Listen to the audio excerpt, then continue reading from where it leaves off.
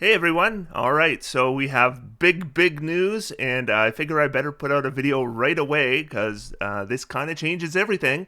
So I just found out about this, and I don't think this will be a long video, but there is an article here by Linda Codega, and if you check D&D Beyond, they have posted about this, so this is official.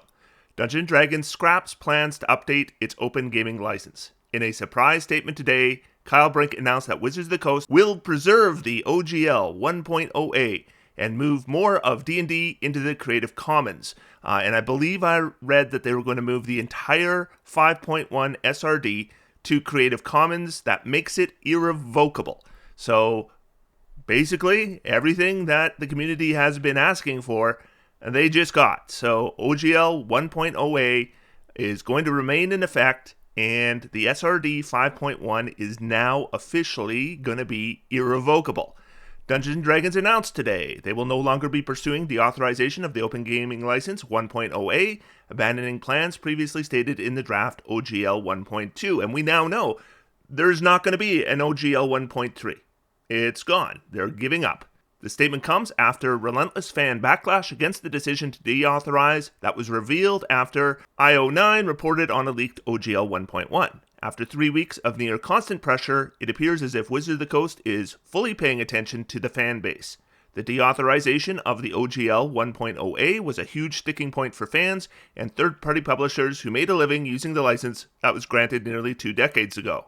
Opinions varied on whether or not Wizards of the Coast could even legally deauthorize, with many people, including Ryan Dancy, vocally arguing that it was never intended to be deauthorized, and the very act of doing so was not built into the legal wording of the license. But here it is, OGL 1.0A and Creative Commons.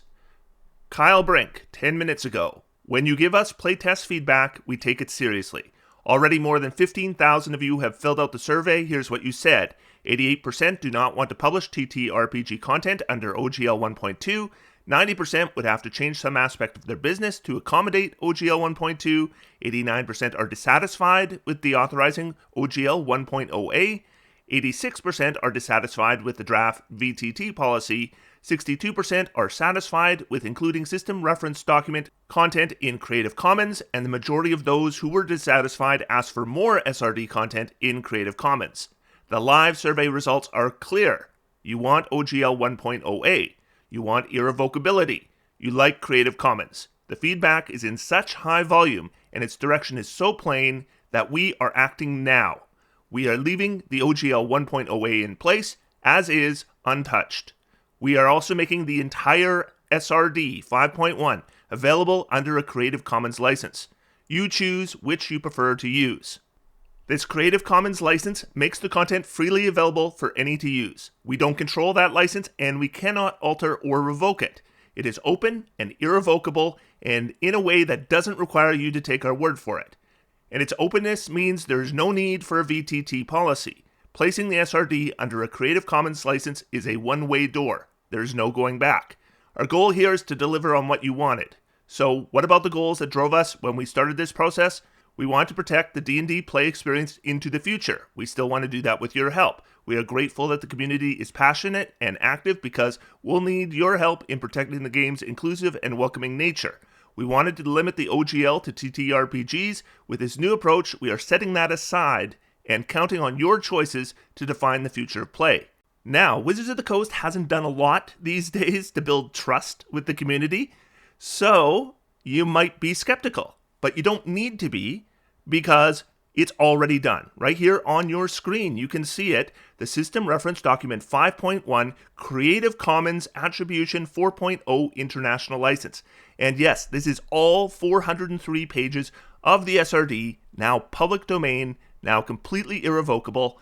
Out of Wizards of the Coast hands, there's nothing they can do now. They have completely relented to the pressure of the community. So now that they have completely relented, we can't say too little too late, because this can't be too little. This is everything that was demanded. Is it too late though?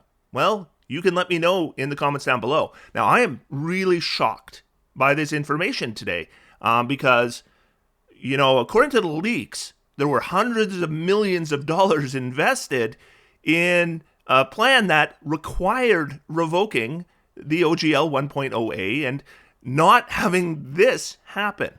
So have they just given up on that plan? I guess so. Or maybe there was misinformation in the leaks. I'm not sure. But I was of the opinion that they couldn't back down on the struggle for the 1.0A, and I was wrong because they have. So now it's up to you and I and the rest of the community to decide what happens now. But this was such big information, I figured I needed to get it to you just as soon as I could. So let me know below what you think of this.